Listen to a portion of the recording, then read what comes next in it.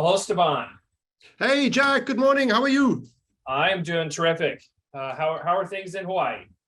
Oh, couldn't be better. I hear that you guys have a terrible temperature in Austin and rolling blackouts in California. So I can tell you on this little small remote island in the Pacific Ocean, we are good to go and good with everything.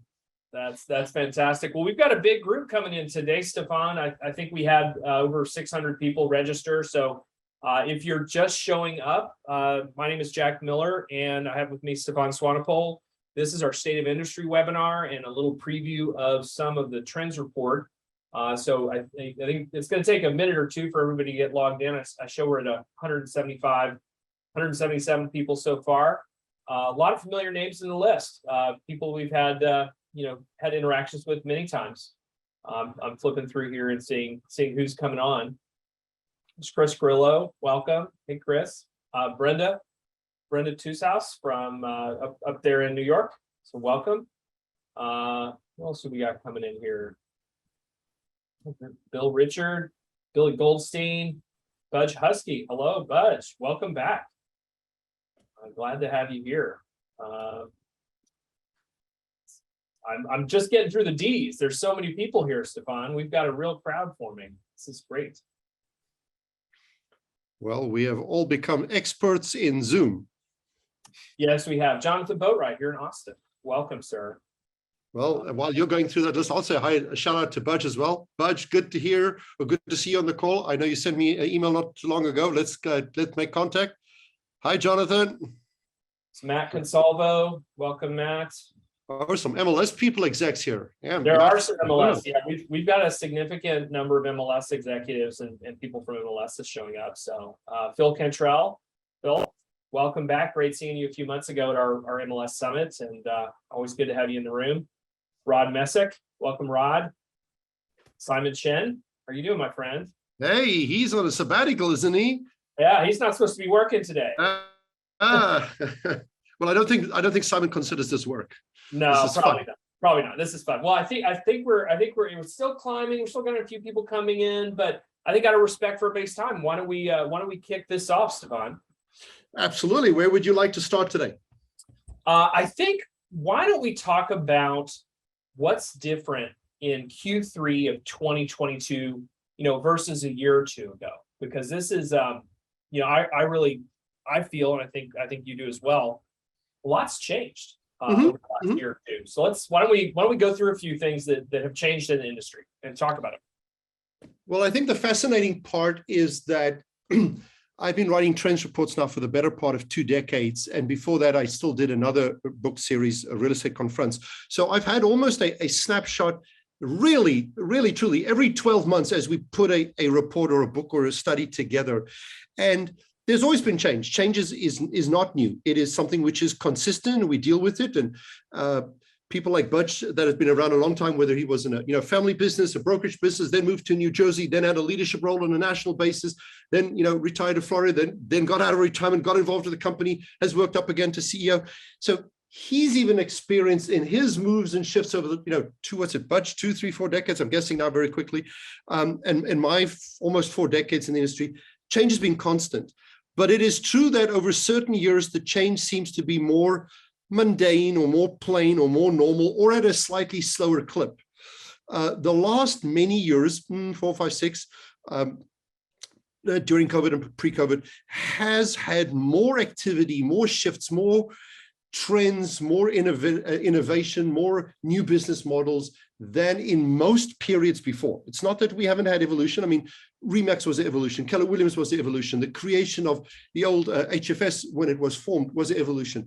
So we've had many of those.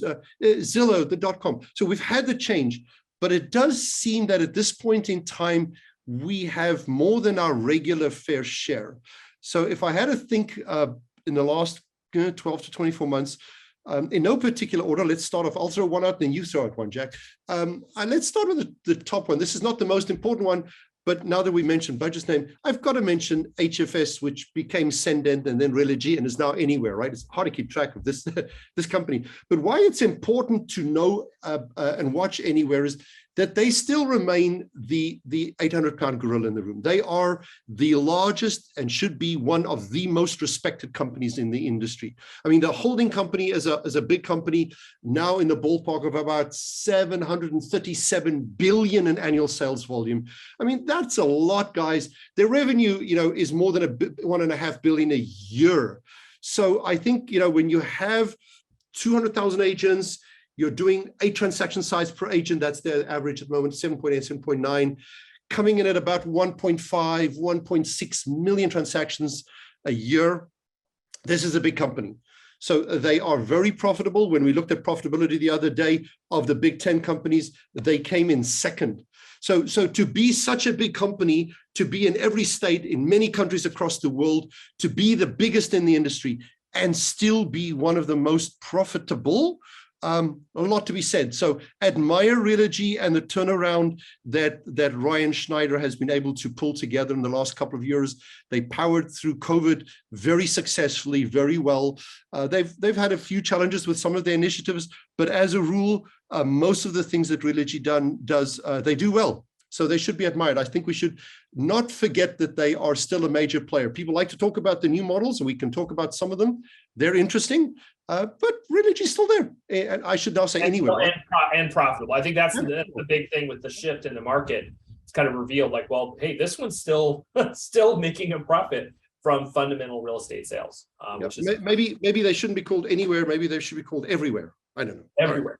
All right, Jack, another one for you. You can send them an invoice for that. That's a good thought. So, well, I would have to say, biggest change I think in the last couple of years, one of the biggest changes is really Compass making a huge run at being the leader, right? So last year they in sales volume surpassed Realogy Brokerage Group and became the largest by sales volume. Not by all measures, but by that one, and that's significant that we had a relatively new company. Granted, investor backed, grew quickly, get to the top spot in sales volume, but all that has to go with an asterisk. I think everybody has to acknowledge, still not yet profitable.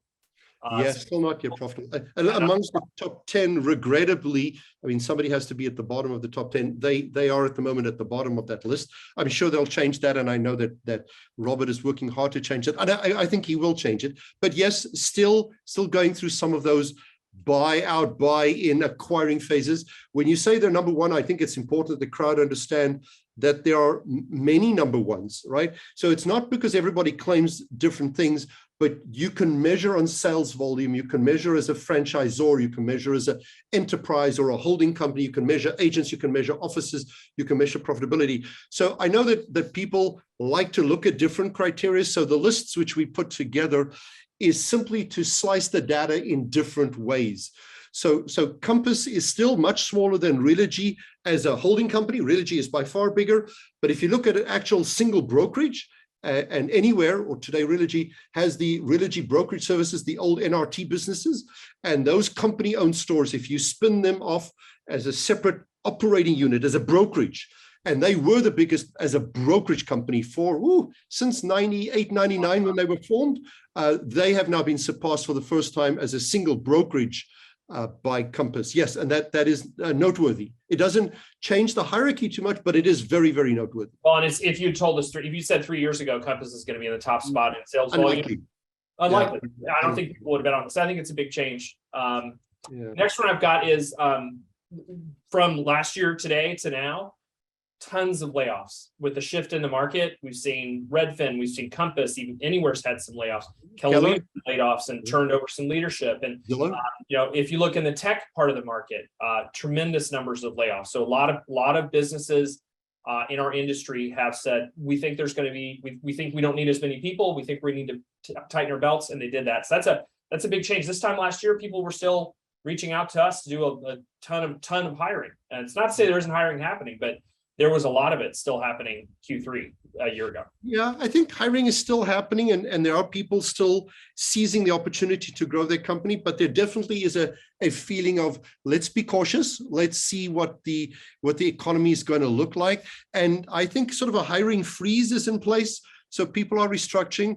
The big companies, HFS, Zillow, Keller, Anywhere, are very prudent with their decisions, and they're very big companies. So when a decision has to be taken to move the ship or turn the ship around, you need to do that rather sooner than later. You can't wait too late because the impact's going to be very large. So commendable that these large companies are thinking ahead. They would probably hire back very quickly if we do not turn out to have a recession, or the downturn is not as bad as some are predicting. I don't think it's going to be that bad, but I think some people are. But then again, what will be unique is that we'll talk about that in the talent section today, Jack. But talent is scarce. So when you let people go in anticipation of a downturn, you might struggle to get them all back. Yeah, it's going to take you a long time to get them back. I'll definitely talk about that, because that is something we're seeing, is this pace of the talent market is very fast. Very fast. We've mentioned Anywhere, which I think is respectful. Compass is respectful. Remax is right out there. Home Services is out there. Keller is out there. Compass you mentioned as well. We missed one, which was EXP. I would almost put EXP, and I don't want to, I'm not promoting them, but you can almost put them in a class of their own, right? They were last year the fastest growing real estate company of note, of size. Now, again, when you're a small company, it's not hard to grow, double in size from 1 to 2. But EXP is already a company that has 80,000 agents. So when you grow from 40 to 80,000 agents, and I know agents is not everything. People said that about Keller as well. But sales volume, profitability usually follows volume, usually follows agent count. So there's a lag behind it. And EXP has now, for the first quarter of this year, I mean, 1/4 of the revenue was 1 billion. I mean, Jack, whichever way we slice it, whichever companies we want to list, there are not many companies in our space. I mean, Realogy is more than that, but there are not many companies that can do 1 billion in sales volume or revenue in a quarter. So shout out to EXP. I think they have forever changed the real estate industry, the same way that one could argue a Keller or a Remax or C21 even back in the 70s changed the profile, the relationship between agents and brokers, even the commission to some extent, even the structure to some extent, even the working from home to some extent. We have more significant players of note today than we did a decade ago. We have some big, impressive players. Yeah, and we can't go too far without looking at the legal landscape. I think I did mention the word commission. Damn, I shouldn't have done that, right? Okay, so what do we always say? What's the disclaimer all the attorneys always give? This is not a commission talk. Now, of course, this is not a commission talk. And we can't talk too much about the buyer and the court cases going on, like the Mueller case. I think it will change the landscape, but it is a case which is still pending. It's underway. We've also been subpoenaed because we have to be expert witnesses and prove with all of our research and information what's right and what's wrong. Can't talk about it too much, but I do believe that the cases are alive and well, are continuing. Will take a couple of years still, and they will most likely, depending on how they come out, they will have a good chance of changing the landscape in some regard. Too early to tell, so let's move on to the next one, Jack. There's a few. I'll do some quick hits. They're kind of driven by what we're seeing happen in the marketplace.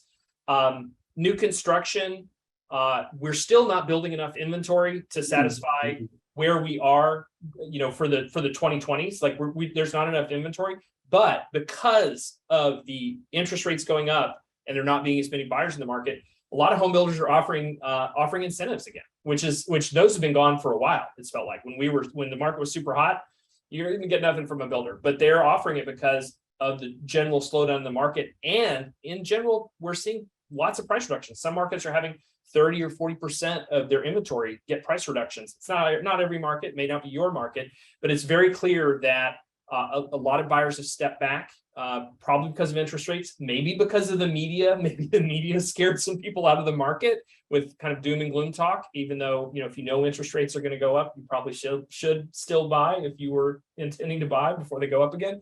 So we're seeing pricing is going a little moderated but I will say, if you went up 30%, 38, 40% for your market to come down by 5 or 10 or 15%, yeah, no sweat. No sweat. We've always had this love-hate relationship with the builders and the contractors and the developers, and we should respect them more. I do believe we should. We sometimes say they pull out too early, or they should stop building, or they should build more, or they haven't built enough. It's hard when you're a Kaufman and Broad or a Centex or a Toll Brothers, and you're building, that 20, 30, 40,000 homes a year, and you see the market softening, you see, the buyers going away, you see mortgage rates go up, and you realize that, listen, I've got 5,000 houses under construction at the moment. I've got a tract of land coming up where I'm going to do the next 10. They have to preempt their move so they don't get stuck or, are holding the bag with, a couple of thousand homes. So I think their indications are sometimes just, again, prudent management when you're a very, very, very large corporation. I do think we are underhoused, as we've said in our nation, whether it's the millenniums or the people, moving out of the houses, or the immigrant numbers coming up, or the diversity numbers trying to, to push up or trying to make it available to more people, or when the rates were lower a couple of months or maybe a year or so ago. We still have a general shortage of home. This is a strong country. I mean, I immigrated to it, what was it now? Almost 40 years ago, almost 30 years ago. So it is by far the best, strongest, most desirable real estate business economy in the world. And we should be proud of what we have. But yeah, we will go through ups and downs. The mortgage rates, we are now, if you look at it, what is a 10-year ARM at the moment, probably 6.25, 6.5. If you're looking at a 15-year fixed, you're probably looking at maybe slightly lower at, I don't know, 15 to 20 years would probably be about 6-ish. If you're going 30 years out on a fix, you're probably talking 7.25. So those rates are double what we saw 2 years ago. So clearly double is a significant jump, and that is somebody closing the spigot, right? That's the Fed saying, okay, guys, too much spending, whoa, slow down. But those are still not scary rates. They are still manageable rates. Salaries have gone up at the same time, in many cases, to try and compensate somewhat. Maybe some people's salaries have not kept up and track with that. But I think as a whole, we're good, Jack. The market's strong, slowing down, but we were crazy last year during COVID. It was really not. When you see the year-over-year comparisons, it's really unfair. Last year we had conversations. Brokers would tell us this was the busiest year of my life. This is the busiest year of my career. We had those conversations, and it's really an unfair comparison to say, okay, well, this year compared to then, and we know the unit volumes are down. There is less happening, but it's not the end of the world. I mean, it really isn't. Got a couple, just a couple more that I think. Wow. I think iBuying took a huge hit over the last year, between Zillow deciding to get out and Opendoor being sanctioned for basically because people said, well, I don't think you're selling people on that's going to get you more money this way or get you equivalent money to put it on the market. It's just not happening. So I think iBuying it's not gone away, but I think it definitely took some breaks being put on them. And so I think it's still going to be here, but I just think we're going to see maybe not the fervor around it that we had in the last 3 or 4 years. Yeah, again, our industry loves paranoia, and the media feeds on fear, which I don't like. So we shouldn't sometimes, when a new model is created or conceptualized, I mean, EXP is new. Keller Williams was new not too long ago. Remax, of course, much older, but also a relatively new model. If you think of when it was introduced to the industry, every time a new model comes into the space, the industry thinks, the media hypes up that this model is the end all and be all. It's going to take everything over. It's going to conquer everything, and industry's dead, and you're out of a job. With all respect to everybody, total BS. I mean, total BS, right? These new innovations are necessary for us as an industry. We need them. We want to grow. We want to change. We want to improve. We have to improve. And these are all entrepreneurs, and our industry has many of them. And God bless their soul, we need them. So we need innovation. And it's great when they come up with a different way to do something else. And yeah, sometimes it works, sometimes it's overrated, sometimes it's slower, sometimes they introduce it and they actually introduce it to the market, and then the original guy that started it walks away from it, yet he leaves the seed in all of our companies. And we say, well, today we're doing iBuying. Today, many companies have commission caps. Many companies have profit sharing. Many companies, have fixed fees. So things that were introduced by Keller or Remax or EXP or Compass or Zillow, we can all do them. We can all do them. So we should thank them for the introduction of innovation, and we should hope that they survive to the crash. I don't want to see any company necessarily die and leave. They are today a part of the industry, as we all are. We all are. Yeah, they were there, and I still believe iBuying for a lot of people solves a legitimate problem where it's a legitimate tool. I think we hit an overexcitement, as this industry tends to do, as you said, Stefan. And now we're seeing going back to the mean. One last one that I wanted to note, and this is for our organized real estate friends are here. There's a lot of changes in MLS happening. There's more, yeah, there's a bunch happening that a lot of people in the industry, if you're not plugged in the MLS environment, don't know about. But we're seeing initiatives like, MLS Grid growing. It serves now 250,000 customers, and there's a group of about a dozen MLSs that are all sharing data and making it available through a single feed. It's making things easier for them. Companies getting together, MLS companies getting together, or MLS operators getting together and buying technology like MLS Technology Holdings.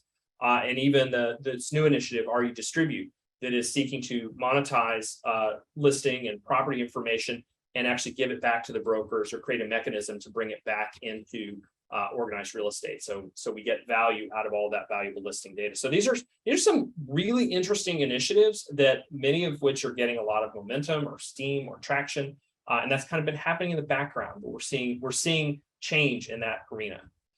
Yeah, MLS is integral to our industry. I mean, it is probably, if you had to pick one golden thread or two golden threads, it's probably one of those golden threads that really keeps the industry together.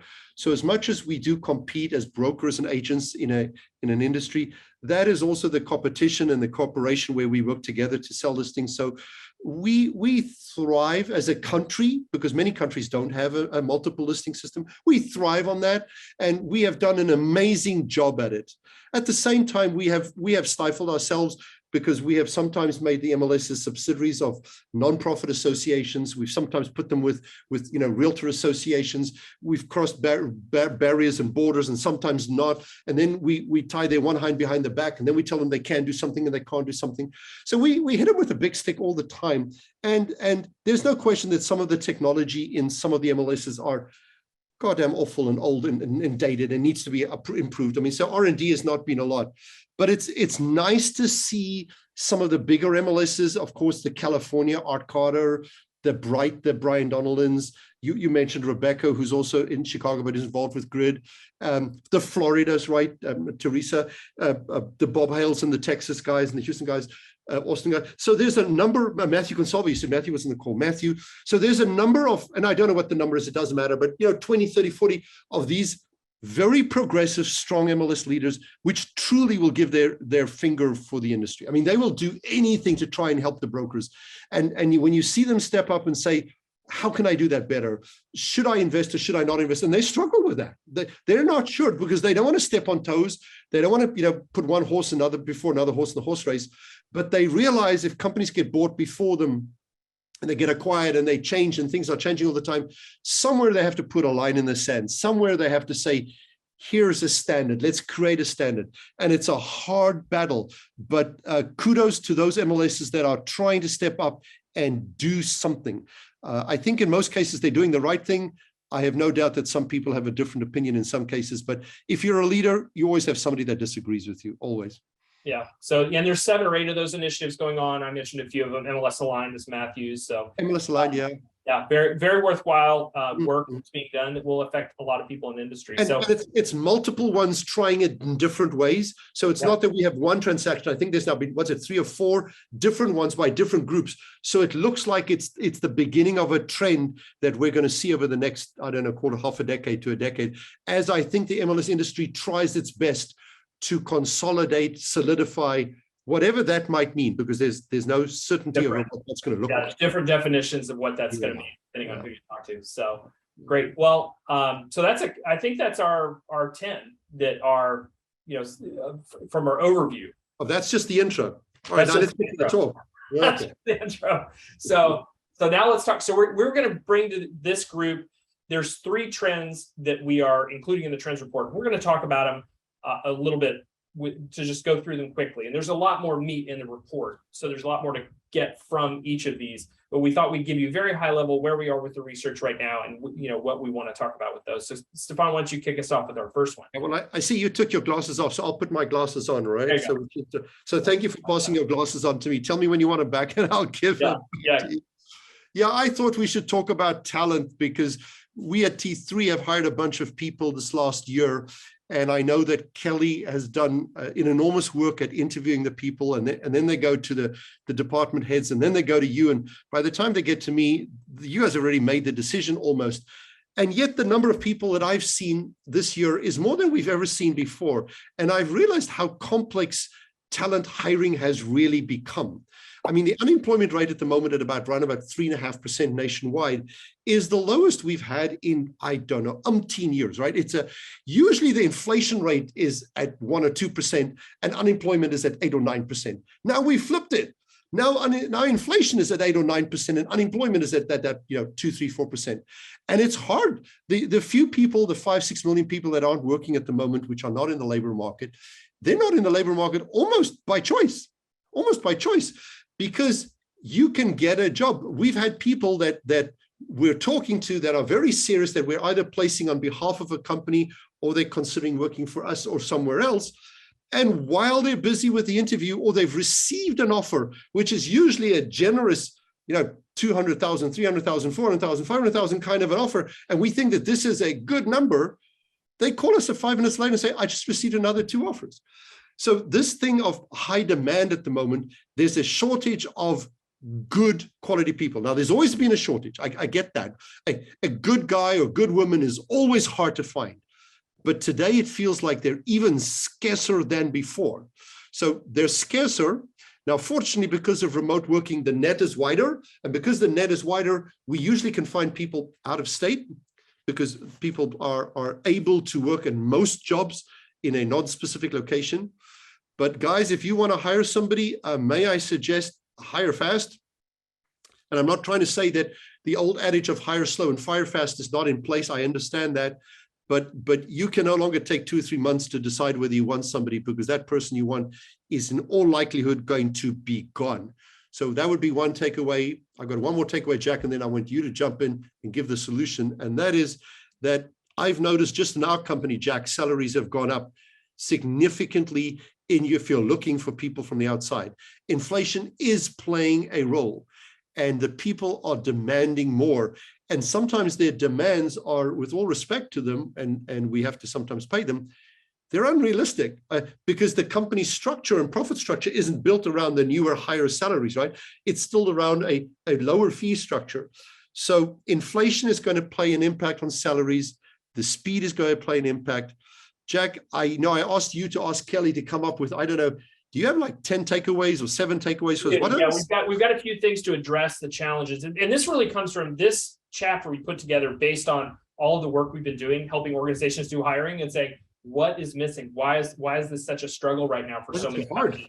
Yeah. And so that's what we put. So I went to Kelly and said, Kelly, we need to provide guidance for that. So I'm going to give you some of the tips that in a structure that she said, these are the things that I'm recommending people do. So number one, develop both a short-term and a long-term plan.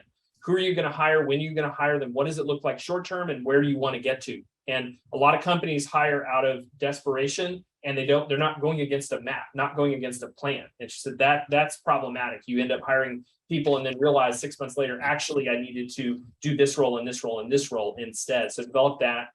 The second one, I thought this was really insightful. She said, one of the biggest things that you can do is develop your brand and company culture, because a lot of people today it isn't all about the money. And they want to be part of something that has a strong company culture. That's a great place to work, and that those are areas where it's a soft thing where it's not like doesn't show up on their paycheck, but they say, you know what, I love working for this company. She said companies that have that culture going for them have a much easier time in the hiring process and are even more competitive when the dollars are the same. They'll win. All things being equal, they'll win because of culture. Yeah, I'll jump in there. And I'm very direct. Sometimes one would say that fluffy stuff, right? That cult stuff. And I get that not everybody, many of us are, and I'm one of those. I'm very logical, very practical, very to the point. Let's get the job done. If you need a kiss from somebody, get it from your wife or your mother. I'm not giving it to you. So and if you want somebody to love you, that's why you have a dog. So we want to get the job done. I want to get the job done. So many times when I hire people, I'm looking for people who want to get the job done, right? Focus and get it done. But it is true that increasingly you get to a point where you have enough to cover your needs in life. And what you want is you want to do something that's meaningful, something that's purposeful, something which you enjoy, because you spend so much time with your work. It has to have, as you said, there has to be some kind of what is my company doing? What am I standing for? What is the legacy I'm leaving behind? Where are we going? Is the collective bigger than me? And when you feel that you're part of something that's bigger than me, you feel that you found a home. It's not just a job anymore. And that's when you become like super energetic and passionate about what you do, because you absolutely just love it. You know, you can see it usually on my face, right? I'm all over the screen here because I just love what I do. You couldn't take the real estate out of me, even if you, I mean, I think the only way you could take it out of me is probably to kill me. I don't think anything else could get it out of me. So from that point of view, I do think culture has grown. Culture, belief, caring, team, vision has become increasingly. I mean, Dave Lineker had it, Gary Keller had it in spades, EXP's got it. There's no question that Robert Rifkin's trying to build it in his company as well. So the companies have it, and it's becoming more and more important. Yeah, it's a big one. It's a big one. It's one, the investments pay off there. I'm going to real quickly run through the rest of them. Build an agile hiring process, one that can move at the pace of the market. You can't have a process that takes a month to hire now. You have to have something where you can interview on Monday or Tuesday. You can make a decision Wednesday. You can send the offer letter on Friday. It's just a whole new way of thinking with this. We've had so many people that we've been working with where we'll send them great candidates, and they're a week, a 2 week, 3 weeks goes by, that candidate's gone. Somebody else got them. So agile, speedy, consistent. Put in that process. That's the fourth one. Get that process down. Workflow it out. Say it's going to be here.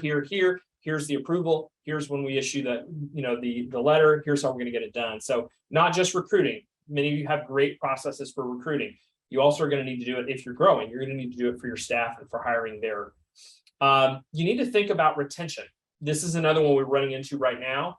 A lot of your people that are within the company, you may bring in new people and you've adjusted their wages for inflation. You need to look at your existing staff and make sure you don't lose them because you're hiring in people who've just competed, who've just been in the market, and your staff has been loyal to you. They've been there the whole time. So this is something I encourage you before the end of the year, do an audit, look at what you're paying people currently, look at what's happened with inflation recently, and be real, because costs have gone up for everybody. Because you could losing a valuable staff member who's already trained, already knows the company, already does all the stuff, it can be terrible. So don't miss that retention piece. Very important. So you actually have to have a third party. This is not a plug for Kelly, but you have to have a third party do almost a talent audit for you. So either you must get a local report from your business chamber or from an agency in your town, or let us get one for you. But you got to do an audit and try and get a feeling of salaries and changes. And it's not that everybody's salary has to be exactly the median or the average in the market, because there's many other things that come into play. But as you say, we've seen salaries in some cases over the period of the last year clip with a $50,000 increase. And you would not have expected that. And we had it in our budget where we said it's at this price range, and suddenly we're getting, well, we can't find anything in that price range. And by the time you do an audit and you find out, whoa, the price range has moved on us. I think many people just simply don't realize how things have changed since and during and post-COVID. It really has shifted. Yeah, it's a big deal. Couple more. Develop best and worst case scenarios, because we're going into this market where we don't know what's going to happen. You should have both. Figure out what happens if in a retraction. What are you going to do on the talent front? And say we are just level for a little while, and then the market starts to take off again. Develop your best case. You need to have both right now because we don't know what market we're going into. Next to last, fire fast. Like Stefan said, we're in a fire fast environment. The rules have changed, and it's just because of the nature of the market. And fire fast, train people, measure them right away, give them 30-day reviews, make sure you're happy with them before you have them linger around in your company. You just got to. And it's not the brutal aspect of fire fast, guys. It's not being ugly. It is, profitability is low, market is changing fast, things happen fast. Unfortunately, if something happens in your company and you need to clean, fix, step back, retreat, consolidate, do it quickly. There's very seldom a value in prolonging pain for you or for the employee. If the market has turned, be transparent with the staff, be open with the staff, communicate with the staff. And if you have to make cuts, which is always regrettable, it's always hard, do them. Just do them. Let's move on to the next one, Jack, because I want to do a shout out to Paul Hagee. He is our executive editor on this year's Trends Report. And why I want to do a shout out to Paul is, it is called the Swanepoel Trends Report, and I did create this 18 years ago. This one coming up is our 18th edition. And this is the first time that I have given the leadership role in the Trends Report to somebody else. And Paul is my choice. Paul was the person I trusted the most. He has been my right-hand wingman understudy on the Trends Report for, I do not know exactly, but Paul will correct me if I'm wrong, I'm sure. But was about 5 or 6 years. And Paul has really embodied what the Trends Report stands for, what our purpose is. And many of the chapters this year personify his desire to want to improve the industry. And I know one that he's been working on, which I think we should just talk about very quickly, was the, I think, what do we call it? I don't think this is the chapter heading, but it's the investors are muscling in, yes. The guys buying the houses. Yes. I know we've done this chapter before, I don't know, 4, 5, 6, 7 years ago, and we spoke about Blackstone and some other companies that started buying homes, and we said that it was still early days. It is still early days. Paul felt it was necessary this year to write an update because it has significantly changed, and the investors which have bought up houses, he lists, I know, 3 in the report, which have, I don't know from the top of my head, Jack, maybe you can give them big numbers. I think the top 3 own, what is it, 171? Tricon Residential, Invitation Homes, and American Homes for Rent. It's like 171,000 homes. 171,000 homes. So as a numeric number, 171,000 owns institutionally by only 3 corporations is a big number. Now, again, as a percentage of the total market, it is, I don't know, 0.2%. So it's a small number as part of the total market. Investors in the market still are mainly driven by individuals. 15.5 million individuals own, a home for investment purposes. So big number, but this market is definitely shifting. Paul and his team, as well as Paul Bishop, which is one of the former researchers at NAR, which joined our team, him together with so Paul Bishop together with Paul Hagee. Got 2 Pauls there in one department, working together. They're tracking this, Jack. But this is a small trend, but it is a key trend. We think it's going to not only just the buying of homes, but it's going to have other things play off that we might have to track and see how that shifts. Maybe commissions, maybe ownership, maybe lots of other stuff, which we'll watch carefully. It definitely has other impacts. And if you're in some of the markets have a significantly higher percentage of single family rentals than others, where it's 12% is about the average, and there's as high as 18.5% in some markets. And you're going to notice that. You'll see that, like, hey, I'm doing a few more transactions that I'm doing with institutions, not with individuals in those markets. So very good. Well, Jack, let's get to the best one of all, because I think this is your strong suit. I mean, that was one of the reasons I had invited you to join the T3 team. 9 years ago, right? Wow, buddy, it's been a long time. And you were our CTO, our Chief Technology Officer, for a long time, but you very quickly showed your skills were way, way, way, way beyond that. And you've served as our president for, I don't know, 7 years. And now for the last 6 months, you've been also served on the additional heading of Chief Executive Officer. But I know that your passion still remains in your heart. Tech. And you have amazed me by putting together an incredible tech team. I mean, Travis Saxton, shout out to you, buddy. Travis, and I know Jonathan and Michael Field and Michael Fallon. And I mean, we have just, 6 or 7 people in the tech field, which I'd almost like to say, this is the A team. But tell me, what has your dream team found and learned? Because the tech is so damn confusing that I think we have so much tech, it's time for spring cleaning. Can we clean up this industry tech-wise? Yeah, so that's a great phrase there, spring cleaning. So, we've all been really busy as an industry over the past few years, making a lot of money, a lot of transactions, lots been happening, and people have bought a lot of tech. Tell me about it. They bought a lot of stuff and they're not getting the full value out of it. Or companies have had tech for a long time. A lot of what we're seeing is a lot of takeouts, a lot of stuff where it's like, oh, I have a guy who built me a thing, and it's our intranet, it's our website, it's whatever, and it's really dated and old now and needs to be taken out. So this industry needs a spring cleaning with this tech. And as we're moving into a time when it's a little going to slow down a little bit, now's a great time to do that, because you can really be scrutinous about it. I asked the tech team to put this chapter together. I said, I need something that we can give to every broker. And actually, it applies to MLSs. It applies to anybody that has tech in their business. Like, what is the process by which you decide what you throw away, what you keep, what you really need. How do you go get it? What's that process? So we systematize that process. We put it in a chapter for you. We have 3 really great anonymous case studies of real companies that came to us and said, we've got a big tech headache. Please solve it for us. And so we've documented those really well. So that's what we put together for that chapter. I'm happy to talk through. Should I talk through the process real quick? Well, I want to tell everybody that there were days that I wanted to strangle you. And I'm, of course, very grateful I didn't. But I know that Jack came to us in a company, and this is T3, a few times where he said, Stefan, this thing in our company is not working as well as it should. I've got this recommendation. We've looked at 20 products. I've narrowed it to 5. We've tested 5. We've come down to 3. We voted. We checked. Here's the one we're going to use. I've signed a contract. We got it. We're rolling it out tomorrow. And I don't even know what it is. And then I have to go be trained on how to use the software. I learn it. It's a struggle. It's a battle. It's new. It takes me, I don't know, a month or 2 before I even understand how it damn well works. 6 months later, I'm in love with it. I just want to use it. I think I get my hands around it. And barely a year later, Jack says, listen, this company just folded or crashed or died or was acquired or bought over or moved somewhere else. But I found a better product which now integrates with something else. I go like, Jack, I'm barely using the product. He says, yeah, but the market in tech moves reasonably fast. Yes. So tell them quickly just what the 4 or 5 or 6 steps are they should be doing. That's the first one's the most important, which we call discovery in your tech profile. That is matching your business model to the kinds of tech you offer. And that's where we see most brokerages really struggle. They've bought things, hasn't always matched their business model and what they're doing. Super important. Do that one first.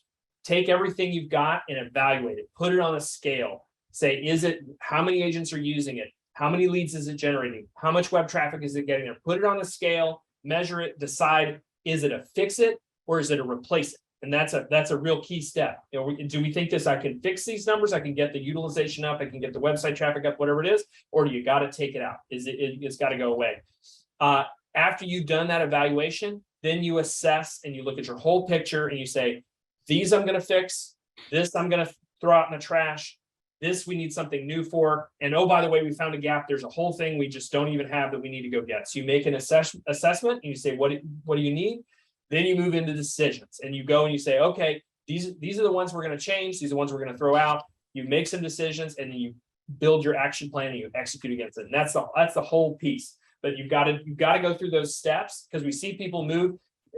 I know I've been in the room with you guys. I've been in the room where I've seen a client of ours meet with a company and in the space of about a 10-minute conversation, decide that they're going to write a check, a significant check, and have their staff do all this work. And they skip all of these steps. And then a year or 2 later, they come back and say, that didn't really work very well for me.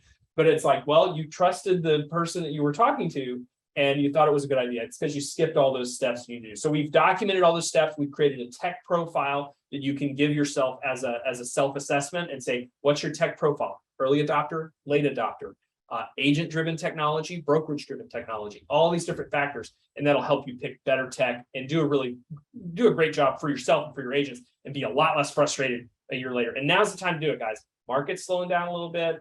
You've got some time to think, not as many transactions. Look at your stuff.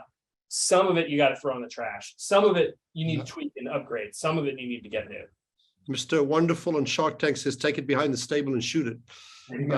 But yes, I think many people, including me, have said in the past, so I'll repeat, and whoever wants to claim ownership of the quote's welcome to do that. Technology is not going to solve or fix the real estate industry. It is a valuable tool that we as brokers and owners and managers and leaders and agents can use to do things most likely maybe quicker, maybe better, maybe cheaper, maybe more comprehensively. But if we don't use the right tools or we're using outdated tools or we use tools that duplicate it, it can also make your life a living hell.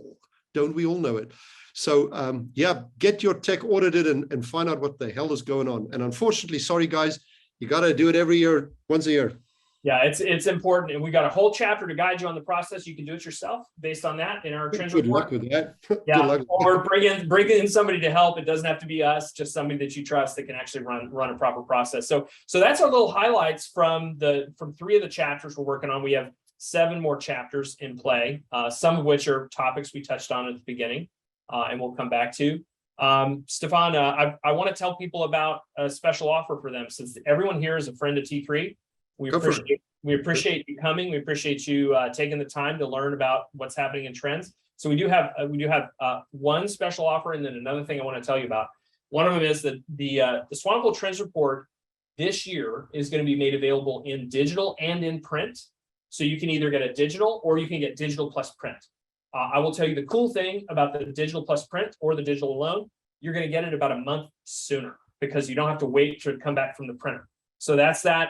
Chris Riley, who helps us run our webinar, should just drop the link in. There's a $30 reduction for our friends. It's our friend and family price that we put in there. So you go get that. If you already know you're going to order it, you might as well order it now and save yourself $30. Plus, this year you'll get the Trends Report about a month early, which should help many of you who want to digest and go through the report before you do your end of year planning. We'll still ship at our same time. The first week in December is our scheduled ship for the print versions. I know many of you like the print versions. Stefan, any comments on that? I got one other thing I want to tell people about. Oh, you're in charge. Go for it. Right. Okay, cool. Great. So next thing is, I know we talked about tech. I want to end with a tech event. We have started a new event, which is the T3 Tech Summit. It's the first week in November. This is a very different kind of event for the industry. We have curated all of the content for it. We're aiming it at CTOs, CMOs, anybody that deals with tech, or even executives that just want to know more about tech. We're going to be bringing some successful CTOs and other leaders on stage and have them talk about projects they've done, things that they've done to change or modify their business or tech that's really worked for them.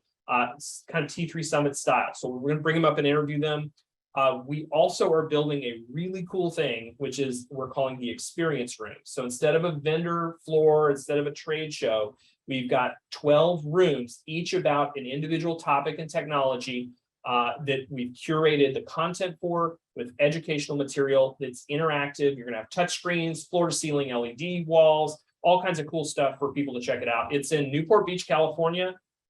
We have a day pass available for the experience rooms. It's $50. The entire summit itself is $12.50. We'd love to have some of you join us. We've got several hundred people already coming out, and we think it'll be a great new event for the industry that's really focused on people that are trying to implement and use tech in their business competitively. So if you're interested, reach out, please join us. If you're in Southern California, you can even just drive in and just do the experience rooms for the day, just to check out all of the new stuff that's coming in real estate. Stefan, any comments on that? Yeah, I think the T3 Summit, which we already have for leadership, is very, very, very popular. It's sold out every year.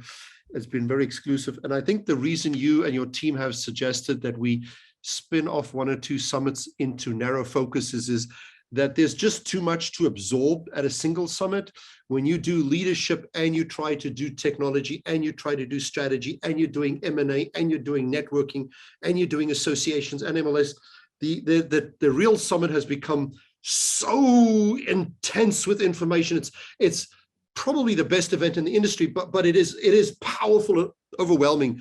So I understand that you've created a need to spin technology off, put it in its own focus for 2 or 3 days to allow you to really, as you said, have that experience room deeper dive event where you can really sit down and get to the bottom of something, where at the leadership event, we can discuss the strategy, the trend, the shift, the leadership, but we don't have the time to get into the weeds.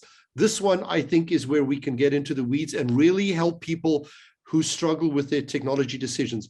Again, we're not selling you the technology. T3 has no technology to sell. We have no kickback commission agreement with any technology. We do not receive any commissions whatsoever and will never do so. It rubs me up the wrong way. But we will introduce you to companies that we have found do what they say they will do. We will introduce you to companies that we have seen have a track record and they can get it right. So if they got it right for 10 other companies, you could be the 11th or the 12th or the 13th one.